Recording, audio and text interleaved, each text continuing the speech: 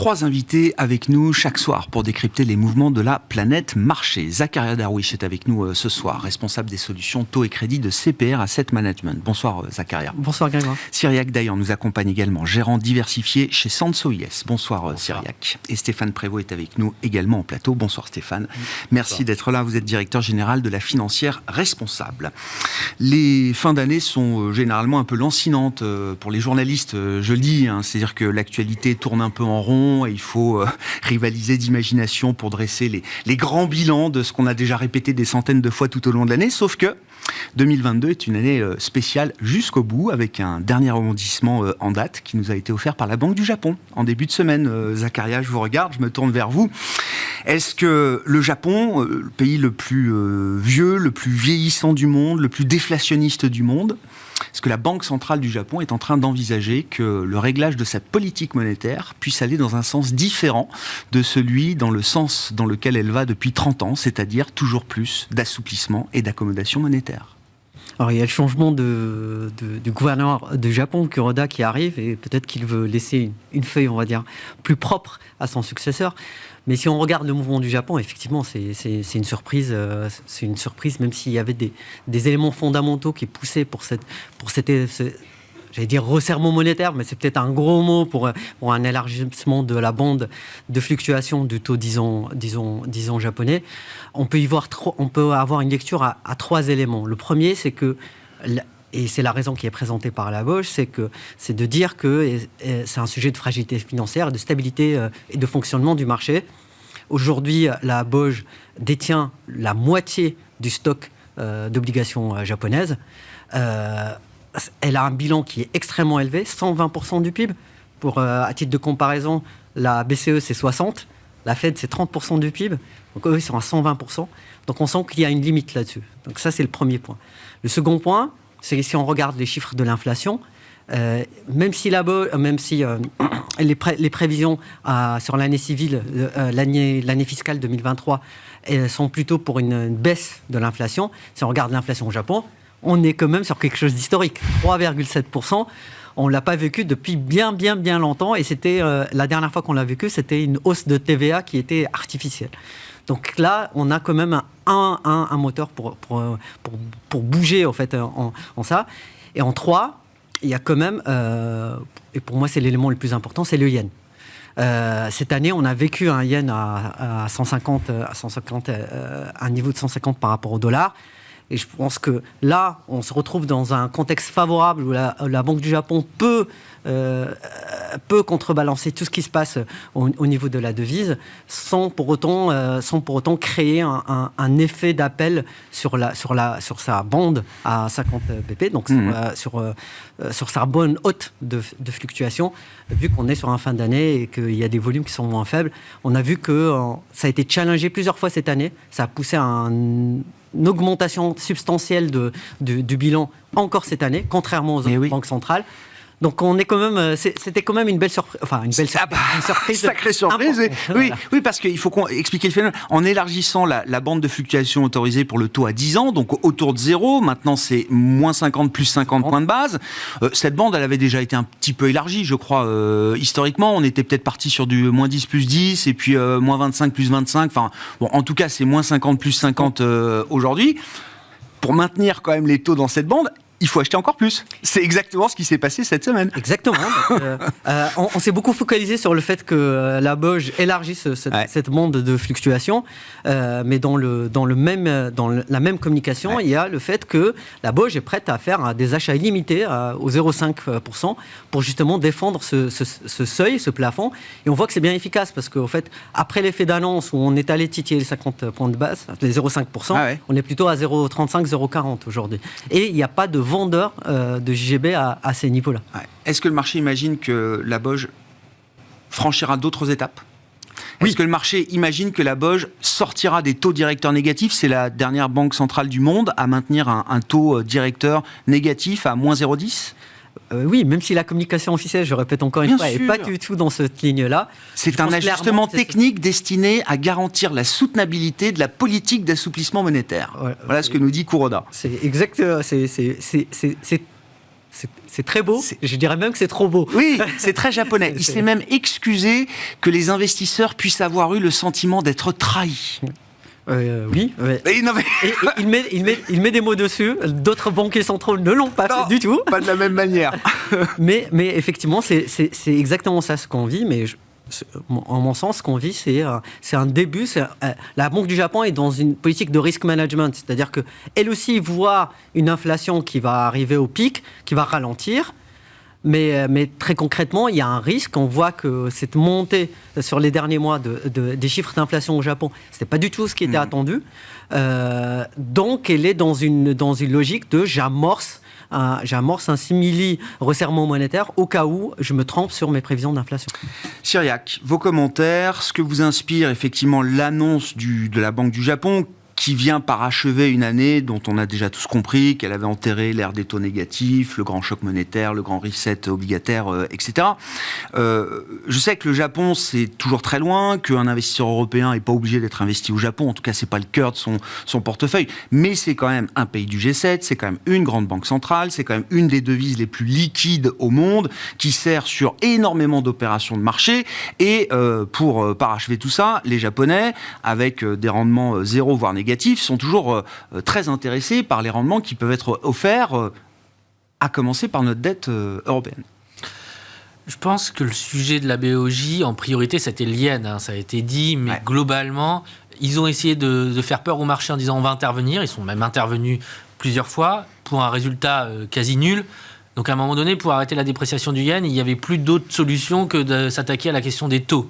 Alors ils l'ont fait de manière assez intelligente, je trouve, cet élargissement de bande qui finalement ne remet pas en cause à court terme la politique monétaire, même si certainement qu'en 2023 ça va être modifié. Ce qui est un peu bizarre, c'est le timing. C'est-à-dire le faire fin décembre comme ça, alors que personne ne l'anticipait. Ce timing est un peu étrange, honnêtement. Mais par contre, sur la philosophie, ça a plutôt du sens, parce que si on veut défendre le yen, il n'y avait que ça qu'on pouvait faire. Il y avait un autre élément un peu technique, mais que la courbe de taux japonaise était extrêmement bizarre, parce que jusqu'aux 10 ans, on était tenu, et le 11 ans, 12 ans, 13 ans, n'avait pas du tout ça, n'était plus tout tenu. Donc ça faisait un truc très très bizarre sur la courbe de taux japonaise, qui n'était pas très cohérent.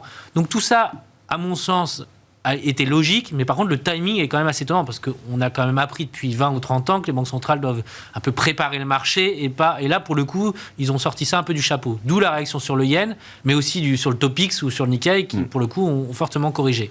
Le dernier élément, je pense qu'il faut resituer ça dans l'ensemble global, et vous avez raison, c'est que la BOJ, c'est un peu le grand écart avec toutes les autres banques centrales. Nous, la BCE nous annonce 2,50, 3, voire 3,50 dans quelques mois. La Fed va aller à 5. Et la BOJ restait à 0 ou 0,5. Alors pour le carry trade, alors c'était très facile de se financer en yen, mais ça posait quand même un problème. Donc ça, c'est un peu tout cet environnement qui a fait bouger la Banque centrale japonaise. Est-ce que c'est vraiment le risque inflationniste, même si c'est vrai qu'il y a eu quelques chiffres un peu plus élevés? Je n'ai pas le sentiment que la big picture japonaise au niveau économique soit très inflationniste. La démographie, la logique économique japonaise, c'est pas une économie qui est fondamentalement inflationniste, même s'il peut y avoir des facteurs un peu plus inflationnistes à court terme. Mais c'est plutôt, à mon sens, une réponse sur le yen qui posait vraiment problème au niveau de l'économie japonaise. Ça casse quand même une idée très forte dans le marché. Enfin, moi, ça fait 15 ans que je suis les marchés. S'il y a un truc sur lequel tout le monde était d'accord, c'est que jamais la Banque du Japon ne changerait, que la Banque du Japon continuerait d'acheter toujours plus, d'être toujours plus accommodante. Et là, ça vient quand même casser cette idée très forte qui restait peut-être le dernier point d'ancrage dans un monde monétaire complètement bouleversé au terme de cette année 2022. Alors je comprends que c'est marginal, que c'est très fin, mais c'est quelque chose que les marchés ont désormais en tête. Ah, clairement, il y a une boutade en gestion qui dit si on n'a pas perdu de l'argent à vouloir jouer la hausse des taux japonais, on n'a jamais été gérant. Donc c'est vraiment quelque chose ça fait 30 ans qu'on attend cette hausse des taux japonais qui n'est jamais venue. Je ne pense pas qu'on ait un mouvement qui va vraiment être une forte hausse des taux japonais, mais en effet, ça inverse la tendance. Et finalement, c'était le dernier rempart, la dernière banque centrale, des grandes banques centrales qui n'avaient pas fait ce move-là. Et c'est assez cohérent qu'en 2022, finalement, on a réaligné toutes les banques centrales sur une logique qui est plus agressive dans les hausses de taux. Mais encore une fois, les hausses de taux japonais, on nous parle d'un range moins 0,50 plus 0,50. Ça va peut-être se décaler petit à petit, mais ça sera vraiment limité. Mais symboliquement, vous avez raison, ça marque un peu peut-être pas la fin, mais en tout cas une tendance d'inversion qui se diffuse partout dans le monde, qui a commencé dans certains pays émergents, qui est arrivée par la Fed, puis la BCE. La BCE qui, pour le coup, a tapé très fort jeudi. Et là, c'est peut-être le point le plus important sur les marchés, à mon sens, depuis sur un mois. Ouais. Et la BOJ qui arrive un peu en dernier, un peu en queue de peloton, mais qui finalement... Qui n'a pas enfoncé le clou, quoi. Qui n'est pas à contresens. Et c'est ça qui est important. Comme en effet, c'est qu'on a une tendance de fond. Encore une question, Zakaria.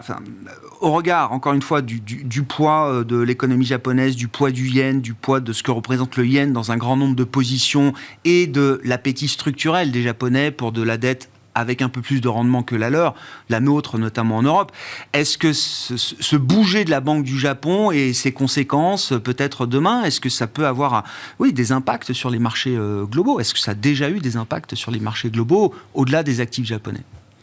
Alors, vu l'écart du mouvement, 25 points de base, il faut relativiser cet écart entre les deux, d'autant plus que les taux dans les autres économies sont montés de beaucoup plus. Donc cet écart de carré est toujours là.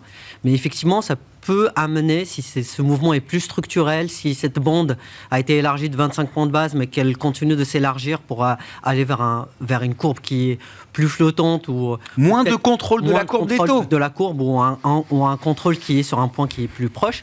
On peut s'attendre à ce que les actifs qui soient le plus détenus par les Japonais, sur lesquels il y avait un appétit important en termes de carry, puissent souffrir un peu. Je pense particulièrement à la dette australienne.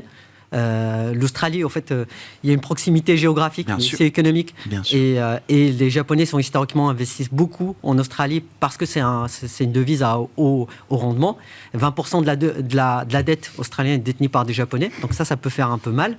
Les seconds auxquels on peut penser, c'est la France.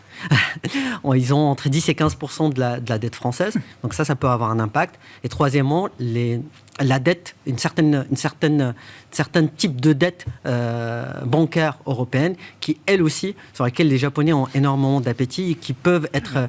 sur lesquels on peut voir des flux négatifs, en tout cas. Et il y a des poches de marché sur lesquelles ils sont très présents, quand même. Et c'est important parce qu'en fait, on s'attend sur 2023, la BCE ne va plus être là pour acheter de l'émission de la dette européenne. On s'attend à un pipeline, une offre, une activité qui est assez importante. Une offre d'émission obligataire. Voilà, que ce soit de la partie État ou de la partie dette d'entreprise. Donc il faut bien qu'il y ait de la demande ailleurs pour venir absorber ça. Si les Japonais ne sont pas là, ça peut manquer quelque part. Stéphane, vos commentaires en tant que gérant action là, et comment vous regardez ce match, ce bras de fer entre les marchés et les banques centrales ? On espérait qu'on allait laisser ce match en 2022. Bon, il y a encore visiblement une petite partie à finir, au moins un tie-break peut-être encore pour 2023. Oui, il y aura du mouvement encore en 2023 de la part des banques centrales.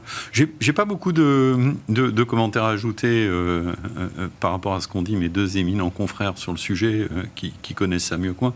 Ce que je vois effectivement, c'est que par rapport à la situation du Japon, il y a quand même un niveau de dette, d'endettement du PIB de 250%, la moitié détenue par la banque, il fallait défendre le yen, la Banque du Japon, pardon, il fallait défendre le yen, donc il y a quelque part, c'est vrai que le calendrier n'était pas annoncé, mais c'est un mouvement de défense relativement sain, petit mouvement, grande conséquence.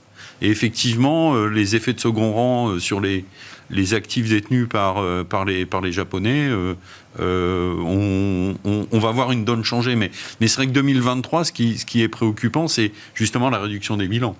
Il n'y a pas que les hausses de taux pour encadrer et gérer, si vous voulez, contrer l'inflation. Donc on va voir très clairement en 2023... Il y a tout le débat autour des pivots que vous voulez peut-être qu'on aborde. Là, le sujet est extrêmement complexe. Moi, je ne trouve pas que ce débat soit forcément intéressant sur les taux pivots parce que c'est plutôt le taux terminal et on a fait l'essentiel. Donc aujourd'hui, je préférerais voir les effets vraiment réels de lutte contre l'inflation, même si on sait que structurellement, elle va diminuer. Mais je pense que il faudrait se détacher un petit peu plus pour les gérants des banques centrales qu'on ne le fait parce que on a aimerait bien, mais on a vu qu'en 2022 on avait des revirements complets. Et donc il va falloir aussi que certaines banques centrales remettent un peu plus de confiance dans leur discours, au niveau du marché, parce que je pense que clairement... Vous pensez à quoi, Stéphane ? Moi, je pense clairement, je me souviens très bien de la volte-face de M. Powell au mois de septembre. Je me souviens très bien, vous avez vu la volte-face de Mme Lagarde encore le mois dernier. Moi, ce que j'appelle, c'est un pivot quiche au carré. On était un peu au quiche, le marché a pensé qu'on ne le serait pas plus, et boum, c'est là où on remet, comme à Jackson Hole, une couche sur... Non, mais attendez, vous m'avez pas bien compris. Des stratégistes qui disent, ok, on a fait l'essentiel de la hausse des taux, le taux pivot, c'est maintenant, et il faudrait que les banques centrales rebaissent les taux prochainement, mais elles ne le feront pas, il faut pas... Donc là, il faut les écouter. Non, mais parce que j'ai entendu beaucoup de gens qui m'ont expliqué très exactement que les banques centrales avaient tout faux, qu'elles s'étaient complètement trompées, que l'inflation n'était pas transitoire et qu'il fallait pas écouter les banques centrales. Ces mêmes gens-là nous disent aujourd'hui, il faut les écouter. Il faut les écouter dur comme fer. Oui, mais je pense qu'il faut les écouter là-dessus. La hausse des taux n'est pas terminée. C'est clairement, à mon avis, on n'y est pas encore. Maintenant, l'essentiel est fait. Je pense que la partie la plus douloureuse en termes de taux, de hausse de taux, elle est franchie. Maintenant, moi, ce qui me préoccupe plutôt, c'est la réalité macroéconomique et ce qui va suivre derrière. Parce que si on parle de la classe action pour 2023, ce qui est plutôt préoccupant, et je sais de quoi je parle, parce que mécaniquement, en 2022, quand on était valeur de croissance et qualité, c'était quasiment impossible d'avoir une performance par rapport au marché. Et d'ailleurs, on voit bien, après de très bonnes années, en 2020, en 2021, malgré des événements exceptionnels, on voit bien qu'en 2020, tous les gens en croissance souffrent. Donc, mais ce qui, dans ce contexte-là, par rapport au mouvement de taux, où on devrait peut-être avoir un petit peu moins de perturbations, justement, on devrait moins subir ces effets d'annonces de banques centrales, bien qu'il y ait des réductions de liquidités. Ça, je tiens à le souligner. Et donc, c'est la réalité macro qui va prendre un peu le dessus. Ouais, j'espère qu'on va revenir à une lecture plus micro. Et elle vous inquiète ou elle vous rassure ? Parce que la réalité macro de l'Europe, c'est que pour l'instant, on n'est toujours pas en récession, que le PIB américain du T3 vient d'être révisé encore à la hausse. C'est plutôt plus résilient aux États-Unis, c'est un peu plus résilient en Europe. Donc, je pense que pour l'instant, je ne vois pas de scénario macro catastrophique en 2023. Ouais. Et je pense que c'est ce qui explique probablement la tenue du marché. Alors, on le voit un peu qu'après coup, c'est vrai. Oui. On avait des raisons d'être plutôt pessimiste là-dessus. Mais du coup, c'est là où je pense qu'en 2023, à la faveur de multiples valorisations qui sont même plus attractifs qu'il y a un an, si on avait fait cette émission il y a un an, sur les valeurs de qualité et de croissance, on a quand même, pour les gérants, une capacité à aller chercher des entreprises qui vont avoir, un endettement relativement faible, deux, une capacité à faire progresser les bénéfices dans un contexte structurellement inflationniste. C'est-à-dire que la croissance va coûter plus cher. Le monde a changé. On n'est plus dans une croissance déflationniste. Donc c'est là où on va voir justement la mise en œuvre des stratégies des managements et la qualité d'exécution. Alors, ça veut dire quoi ? Ça veut dire concrètement aller chercher ces entreprises qui sortent leur épingle du jeu, ont une faible dette, ont une capacité à maintenir un certain pricing power, mais surtout des business models avec des rentabilités élevées. Et une capacité à maintenir des marges. Il y a eu trop peu de discrimination. Alors, au-delà de la grande divergence et des grands facteurs de style, value, croissance, il y a eu trop peu de discrimination dans un univers comme le vôtre, vous trouvez, travers cette année 2022. On a été très discriminés, justement. Ces valeurs-là, mais dans cet univers, ceux qui auront la capacité à s'en sortir par rapport à ceux qui n'ont pas, justement, cette compétence d'exécution, etc., le marché n'a pas encore révélé ça. Le marché a clairement sanctionner ces valeurs-là, quand bien même le contexte et l'environnement et ce qu'on a devant nous devraient plutôt ramener la faveur des intervenants sur ce type de dossier au fil de l'année. Et ça, c'est une conviction que l'on a. Ce qui fait qu'aujourd'hui, pour être très clair, on a plutôt ramassé les dossiers et on a plutôt un niveau de cash un peu faible. Ça n'empêche pas, le fait d'être exposé n'empêche pas d'avoir un portefeuille très défensif, plutôt résilient, avec une forte visibilité, justement. Et c'est ce qu'on a mis en œuvre en ce début d'année dans notre stock picking. Et je pense qu'en 2023, on devrait avoir logiquement de meilleurs résultats que ce qu'on a connu sur 2022. Les drivers, ce qui va guider le marché sera différent de ce qu'on a vécu en 2022. Oui. Je reviens quand même aux banques centrales, toujours, Cyriac, parce qu'on a dit un mot de la BCE, et vous l'avez dit fort justement, c'est peut-être d'ailleurs l'événement principal de cette fin d'année, ce que j'ai appelé le pivot hawkish au carré de Christine Lagarde, qui voulait aussi son moment Jackson Hole pour remettre un peu, recaler les anticipations. Elle l'a fait de manière extrêmement explicite, extrêmement dure, extrêmement engageante, en préannonçant 2 hausses de taux de 50 BP et possiblement une 3e, dans la conférence de presse, en annonçant une réduction du bilan, certes graduelle à partir du 1er mars, mais n'oublions pas également tous les repaiements qui vont être opérés par les banques, qui ont profité d'une liquidité gratuite pendant très longtemps auprès de la Banque Centrale Européenne, et on sait qu'il y a des repaiements très importants qui vont arriver à la fin du premier semestre, je crois. Tout ça pour dire que la Banque Centrale la plus hawkish en 2023 sera la BCE. Alors, elle pense ou elle espère être la plus hawkish. On verra si elle y arrive, parce que finalement, c'est loin. Hein, 3 hausses de taux de 50 BP. Je pense que finalement, Madame Lagarde, elle a voulu remettre le pricing du marché à un niveau qui lui semblait plus correct. Ce 3,25, 3,50... Pour moi, il est un peu théorique, c'est-à-dire que elle nous dit c'est ça. Et pourquoi elle nous dit c'est ça ? Je ne sais pas si elle ira à 3,50. Entre-temps, elle peut changer d'avis 2 fois. On verra. Par contre, ce qui est sûr, c'est que directement, les taux 10 ans, eux, ont remonté. Et ça, c'est le plus important. C'est-à-dire que ce qu'avait peur la Banque Centrale Européenne, c'est que finalement, et un peu la Banque Centrale Américaine, mais de manière moins importante, les taux en baissant, les conditions financières étaient en train de devenir beaucoup plus attractifs. Et donc la BCE ne veut pas monter ses taux de 100 BP en une fois, parce que pour le coup, ça aurait été la catastrophe. Mais en nous disant, dans les 3 prochaines réunions, je monterai de 50 BP, mécaniquement, les taux allemands, les l'OAT, etc., tout a repricé de 50 ou 60 BP. Donc ça, c'est le point. Pour moi, c'était vraiment la stratégie. L'objectif, c'était ça. L'objectif, de mon point de vue, il est là. Parce que la BCE n'est pas attaquée sur sa crédibilité. Quand vous regardez les anticipations d'inflation du côté de la BCE, ça reste quand même très proche de 2%. On n'attaque pas la BCE aujourd'hui là-dessus. Finalement, elle, ce qu'elle a peut-être eu peur, c'est que les conditions financières étaient en train de se détendre de manière trop importante. Et ça rejoint un peu ce qu'on disait, finalement, la macroéconomie, alors que durant l'été, on anticipait tous des récessions assez rapides en zone euro, la récession, elle a du mal à venir. Alors, c'est plutôt une bonne nouvelle en absolu. Oui. Mais pour la Banque centrale qui espérait que la récession casse l'inflation, et l'inflation en zone euro, elle est encore à 10,1, finalement, ce moteur-là, il va peut-être être beaucoup moins important. Et donc, finalement, elle a un peu profité, de mon point de vue, du fait que la macro était un peu meilleure, pour taper plus fort à ce moment-là, en se disant peut-être que dans 3 mois, la situation sera radicalement différente, parce que monter les taux de 50 BP quand on est en récession et que l'économie est en train de baisser significativement, c'est pas la même histoire que de monter de 50 BP quand on est sur une situation finalement assez flat en termes d'activité. Donc il y a une forme de fenêtre d'opportunité qu'a su saisir Mme Lagarde de manière assez pertinente. Oui, puis je crois que là, faut pas oublier que la BCE est quand même coincée, elle est en retard par rapport à la Fed. On est en retard dans le cycle. D'où le fait qu'elle sera encore plus hawkish quand la Fed pourra, elle, peut-être se permettre d'être plus neutre ou en pause, en tout cas dans sa restriction monétaire. Si elle ne l'avait pas fait, le marché aurait pu s'inquiéter. On aurait pu avoir des troubles sur le marché plus importants que le mouvement de court terme que l'on a eu le jour de l'annonce. Je sais pas, quand je vois l'écartement des spreads le jour de l'annonce, c'était... oui, je pense que le marché s'est inquiété, moi, ce jour-là. Mais vous voyez qu'après... il l'était pas la veille. Hein. Non, mais il y a une stabilisation. Après, derrière, vous avez un mouvement d'humeur du marché sur de telles annonces. Ce qui est normal, il y a un effet de contre-pied. Mais quand le marché, après, prend un peu de distance par rapport au sujet, se rend compte que finalement, c'est peut-être pas une si mauvaise option. Ça amène un peu plus de clarté et de visibilité qu'une situation d'incertitude où l'inaction aurait, à mon avis, coûté beaucoup plus cher dans la psychologie et la confiance du marché. Bon, on ne parlait pas d'inaction. 50 BP délivrés, le marché anticipait que d'autres hausses de taux pouvaient suivre. Non, le discours a été quand même très précis, très clair. Et encore une fois, la BCE se voit comme la banque centrale la plus hawkish en 2023.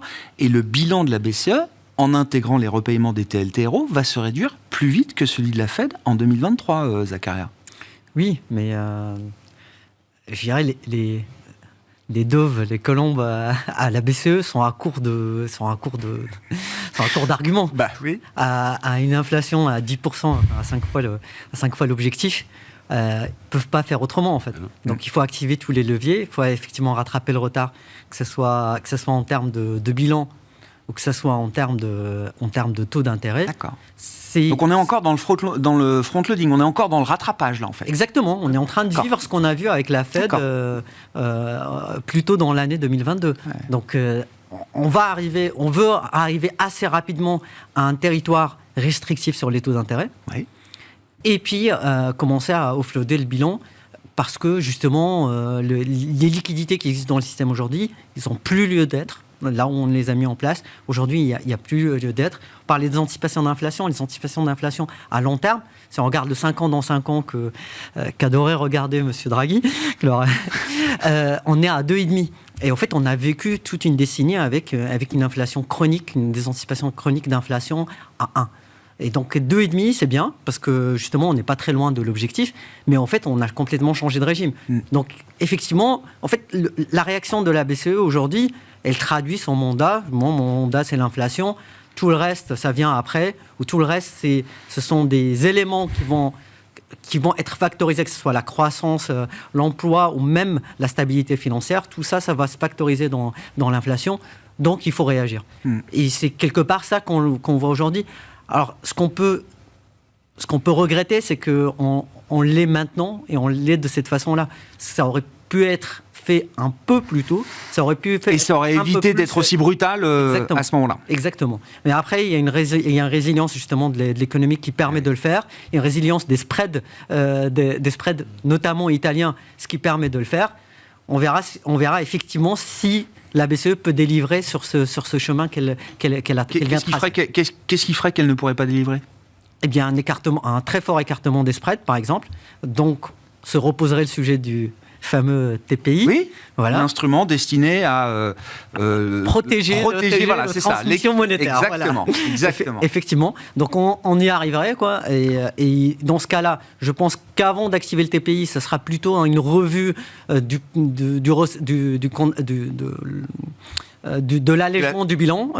D'accord. On pourra être flexible sur la réduction du bilan. Effectivement, je pense que ça, c'est une première manière d'être flexible. C'est une première manière d'être flexible et c'est la première chose qu'activera la BCE si on voit que les spreads vont complètement dans le décor.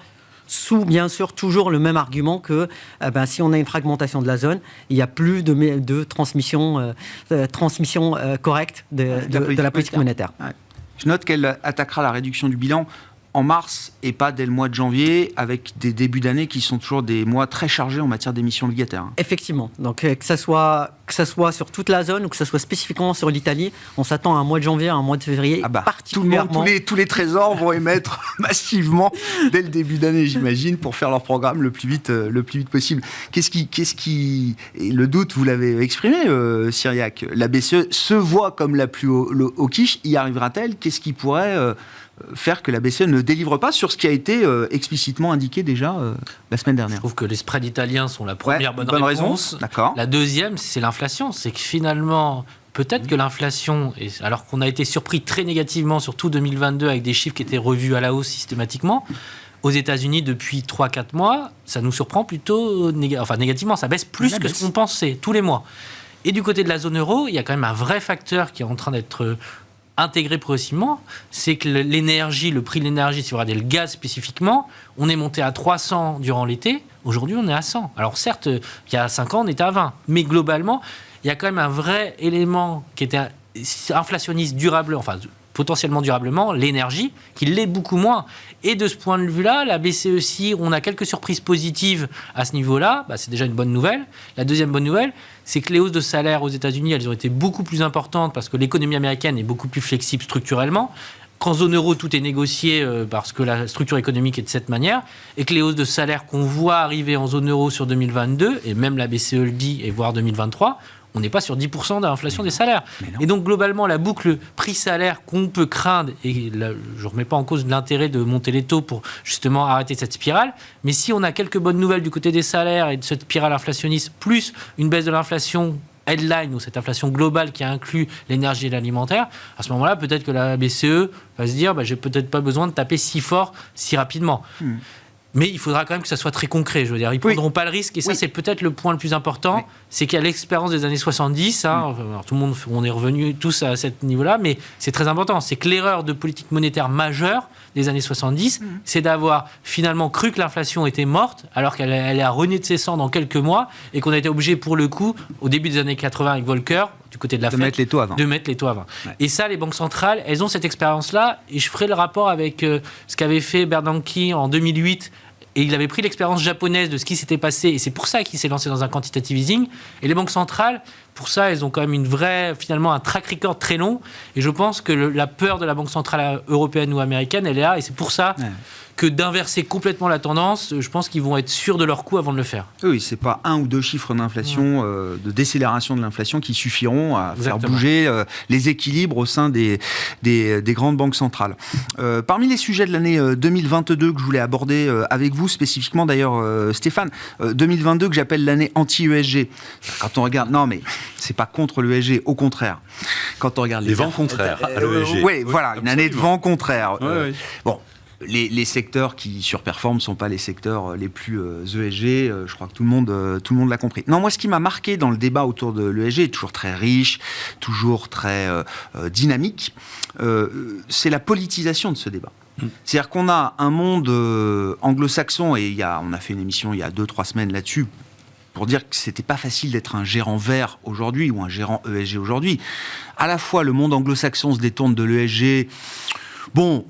pour des excuses ou des arguments juridiques, il y a beaucoup de grands fonds américains qui estiment que l'ESG permet pas d'être, de garantir l'engagement fiduciaire, notamment qu'ils ont vis-à-vis de leurs clients. En tout cas, c'est une raison qui est de plus en plus invoquée et qui justifie que certains de ces grands fonds américains quittent un certain nombre d'alliances, d'organisations tournées vers le net zéro, l'économie décarbonée, etc. Ça les arrange bien. Et ça les arrange sans doute au passage. C'est pour ça que je parle de politisation du débat. Et de l'autre, on l'a vu il y a 3 semaines à travers une étude qui est parue dans plusieurs médias européens, dont Le Monde. On en a largement parlé ici. On voit des organisations qui attaquent les stratégies censées être les plus vertueuses, article 9, pour des investissements dans des entreprises d'énergie. On parle d'Enel, de Nextera, d'Engie, d'Iberdrola, bref, des grands énergéticiens dont on peut estimer qu'ils sont quand même aussi une partie de la solution, quand ils vont déployer des dizaines de milliards d'euros d'investissement, pas dans 50 ans, dans 2, 3, 5 ans, pour installer des dizaines de gigawatts de puissance électrique générée par des énergies renouvelables. On parle de quelque chose qui dépasse la relance du nucléaire en France telle qu'elle est présentée par le gouvernement aujourd'hui. Bref, il y a 2 forces d'opposition à l'ESG là, qui sont en train de taper sur l'ESG de part et d'autre.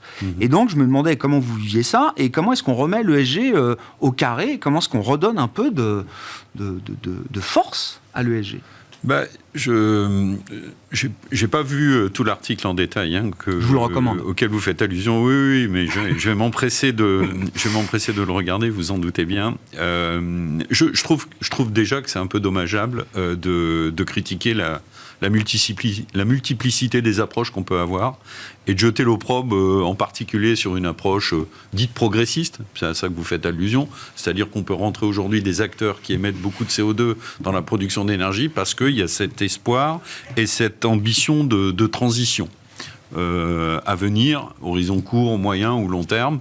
Et c'est une approche possible de la façon de faire de la finance durable. C'est ce qu'on demande à la finance quand on dit il faut que la finance soit verte et que la finance finance la transition énergétique. Là où je mets un bémol quand même à l'approche, c'est que je ne voudrais pas qu'on réduise SFDR et l'article 9 à la seule dimension environnementale. D'accord. Je vous rappelle que... Oui, mais c'est oui. Alors, c'est l'événement... C'est l'éléphant dans la pièce, quand même. C'est un positionnement important qui ont été pris sur des fonds thématiques, notamment dès le départ. À juste titre. À juste titre, et c'est tout à fait logique, puisqu'ils sont dans leur objectif d'investissement, et ils sont parfaitement dans l'alignement et de la définition, j'imagine, de l'investissement durable. Donc, là-dessus, je dois dire que si l'article est assassin, je trouve ça plutôt maladroit et malheureux. Maintenant, l'article 9 d'SFDR, c'est aussi autre chose. C'est pas que la transition énergétique, c'est pas que l'alignement sur la taxonomie, les accords de Paris. Vous pouvez être tout à fait dans une notion d'investissement durable, et c'est notre cas par exemple, qui comprend une dimension environnementale, 100% d'objectifs environnementaux, 100% d'objectifs sociaux, sans alignement sur la taxonomie, ni les accords de Paris. Et on peut faire de l'investissement durable en faisant ça. Et donc, ça n'est pas que de l'environnemental, c'est aussi du social. Je n'ai pas parlé de gouvernance, puisque le législateur, dans l'esprit, l'a directement induit dans la rédaction des textes. Donc je pense que ce qui amène toute cette confusion, c'est qu'il y a eu quand même aussi des effets d'annonce d'acteurs qui se sont rués probablement sur l'article 9 et qui se sont rendus compte que, en termes techniques, en termes de contenu, en termes de justification ex post, ça allait être très compliqué, et que là, il y avait un risque par rapport à des clients qui pourraient réclamer par rapport à une promesse qui était faite lorsqu'ils avaient souscrit, donc un décalage dans l'alignement. Il y a aussi une difficulté qui est liée à la mise en œuvre des textes, parce que les textes sont pas forcément extrêmement clairs non plus, et d'une limpidité extraordinaire dans leur mise en œuvre. Donc, pour des sociétés de gestion qui ne sont pas forcément spécialistes sur la question, hormis des fonds thématiques, bah oui, on peut identifier clairement un risque juridique et donc une logique de se retirer. Maintenant, il y a une chose qui a disparu, c'est la notion d'impact. Ça ne vous a pas échappé. Ah oui. On ne parle plus d'impact. Pourquoi ? Parce que l'impact, c'est quand même un concept très flou, qu'il n'y a pas de méthodologie unique et que ça allait être extrêmement compliqué de c'est démontrer. C'est ce qu'il y a de plus important, Stéphane. Oui. Avoir un portefeuille zéro carbone, c'est très bien. S'il n'a aucun impact et s'il ne finance pas la transition énergétique ou les transitions dont on a besoin, mais on ira nulle part. Non, mais ça passe pas que par ça. Je veux dire, l'ESG, ça sert pas qu'à la transition énergétique. Non. Mais là, en l'occurrence, c'est la grande tromperie des fonds verts. Ben oui, mais là, c'est bien le sujet dont on parle. Lisez la tribune qui est bien faite, le billet d'humeur de Philippe Sedbon, aujourd'hui paru dans Les Échos, qui dit, attention, la transition, dans transition déjà, effectivement, vous avez raison, et j'y souscris complètement, une transition, ça prend du temps, ça se regarde sur du long terme. Donc là, je trouve qu'il n'y a pas de débat, et je trouve que là-dessus, le positionnement est clair. Mais la transition, elle se fait aussi à travers, pas que le climat, elle se fait à travers les enjeux sociaux qu'il y a derrière la transition énergétique.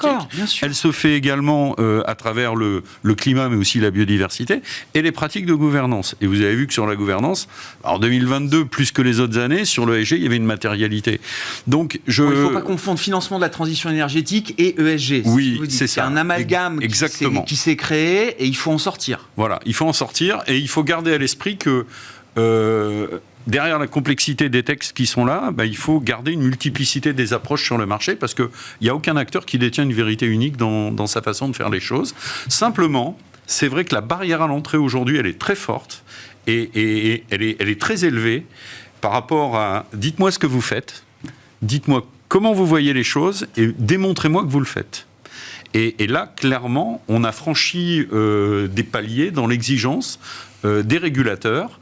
On voit même aujourd'hui des autorités telles que l'AMF, au Luxembourg par exemple, avoir des interprétations différentes de ce qui se fait chez d'autres régulateurs.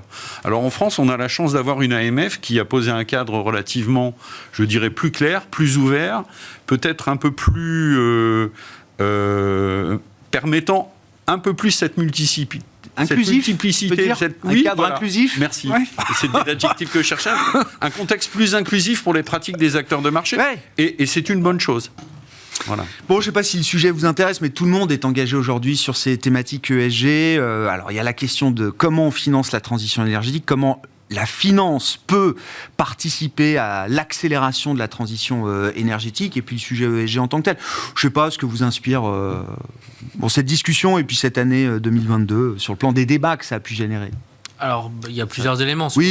En termes de performance, en effet, c'est une année compliquée pour l'ESG, mais ça faisait plusieurs années que ça a performé mieux, ça surperformait, ce qui avait pu aussi attirer des investisseurs ou des sociétés de gestion sur cette thématique-là, sans avoir vraiment l'ADN ESG. On s'était dit, c'est facile en fait. Regardez, la surperformance, c'est mécanique année après année. On génère de l'alpha comme ça avec l'ESG. Après, on sait que l'alpha, c'est un alpha tous les gens seraient dégagés par une approche, on peut se poser une question, c'est pas quelque chose de régulier en permanence. De notre point de vue, en tout cas chez Sansot, on a la conviction que c'est quelque chose qui va se poursuivre dans le temps. C'est pas parce que vous avez une année de sous-performance qu'il faut remettre en cause tout le sujet. Après, sur vraiment la question de la classification SFDR, etc., on se rend bien compte que c'est extrêmement technique.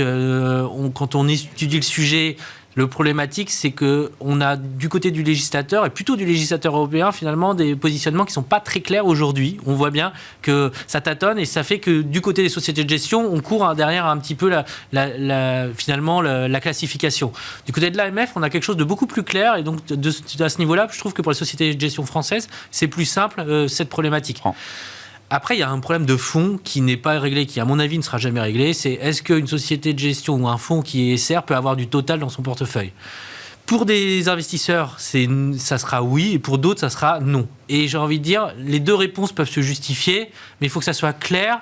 Et à ce niveau-là, j'ai un peu l'impression qu'on retourne en rond parce que c'est quelque chose sur lequel on peut débattre, mais il n'y a pas de bonne réponse. Parce que si vous jouez la transition, il faut investir sur des sociétés de type Total. Mais si vous êtes un peu rigoriste... Il y a peut-être mieux que Total, je ne sais pas. Non, mais Total, oui, mais c'est l'épouvantail, justement. C'est le problème de Total. Je le prends sciemment. C'est qu'il y aura toujours trop de haine sur Total pour qu'on puisse en parler sereinement, y compris dans le monde financier. Et donc, il faut que les sociétés de gestion, finalement, aient un cadre extrêmement clair et que la classification SFDR, en particulier 9, qui est le sujet, nous permette d'avoir une vision... Mais ça, c'est le client qui le tranchera à la fin. Est-ce que j'autorise Total ou pas dans le portefeuille, dans la stratégie dans laquelle... Sauf que le client, à un moment donné, il a besoin d'avoir un législateur clair sur ce sujet-là, parce que finalement, il a le sentiment aujourd'hui que les sociétés de gestion ont peut-être un peu trop de marge de manœuvre. Et donc, c'est de son point de vue, nous, en tout cas chez Sansot, on est demandeurs d'avoir un législateur qui cadre encore plus la situation, de manière à ce que finalement, les choses soient carrées pour l'investisseur et pour l'asset.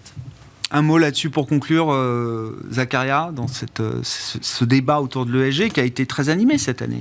Du côté obligataire, déjà, en fait, la sous-performance de l'ESG n'est pas si claire que ça. Que, en fait, typiquement, pour calculer justement l'écart, on prend en fait un émetteur, le même émetteur qui a des obligations, on va dire, dites vertes ou qui finance un certain aspect de l'ESG et des obligations qui n'ont pas d'engagement. Et en fait, on compare les deux et on se rend compte cette année que la différence de taux d'intérêt, de prime de risque, elle est d'environ entre 5 et 10 points de base. Donc 0,05 et 0,10%. C'est-à-dire que quand même, l'ESG, en fait, paye bien en fait, dans le monde obligataire. Vous avez un risque en moins, en fait. S'il y a une certaine cherté à acheter un papier ESG, un papier, par exemple, vert, par rapport à un papier classique. Donc, d'un point de vue performance, ce n'est pas si intuitif que cela. Voilà. Ouais, je comprends. Et donc, ça incite l'émetteur est incité à émettre tout à fait. Du green ou du social bonds, exactement, plutôt qu'une obligation classique. Et donc il a une prime pour lui en termes de financement. Exactement. Donc on voit de plus en plus d'émetteurs, de plus en plus d'entreprises qui font un programme d'émissions vert ou un programme d'émissions ESG, selon leur domaine, par exemple typiquement social sur la partie immobilier, on voit du vert sur les énergéticiens, et en fait on voit que les émissions, il y a plus d'appétit d'investisseurs, mais c'est normal parce cette année il y a de la décollecte sur le segment obligataire, mais sur le segment ESG ça collecte. Donc voilà. Donc il y a de la demande et vu qu'il y a de la demande, les taux d'intérêt que payent les émetteurs sont plus faibles. On s'arrêtera là pour ce soir, mais le débat reste ouvert et se poursuivra bien sûr en 2023 avec vous, messieurs, entre autres. Merci beaucoup d'avoir été les invités de Planète Marché. Zacharia Darwish, CPR Asset Management, Cyriaque Dayan, Sansot Yes et Stéphane Prévost, la financière responsable.